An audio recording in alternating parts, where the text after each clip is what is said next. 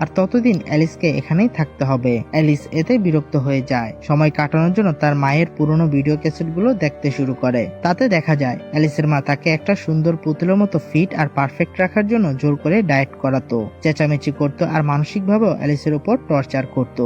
ঠিক তখনই বাড়ির বাইরে একজন বৃদ্ধা মহিলা আসে, যিনি ক্যামেরার সামনে অ্যালিসকে তার মায়ের মৃত্যুর জন্য সমবেদনা জানায়। অ্যালিস তাকে ভেতরে আসতে বললে ওই মহিলা ভেতরে আসে না, আর অ্যালিসকেও সতর্ক করে যেন এই বাড়িতে এসে বেশি দিন না থাকে।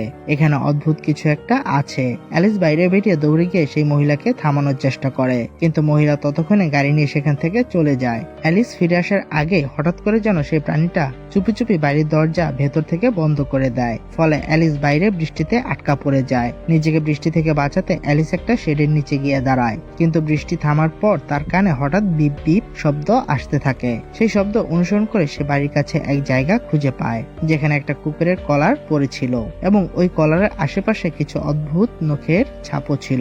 অ্যালিস সঙ্গে সঙ্গে ফোন বের করে ওই নখগুলোর ছবি তুলতে শুরু করে, কিন্তু তখনই সে তার মাথার উপর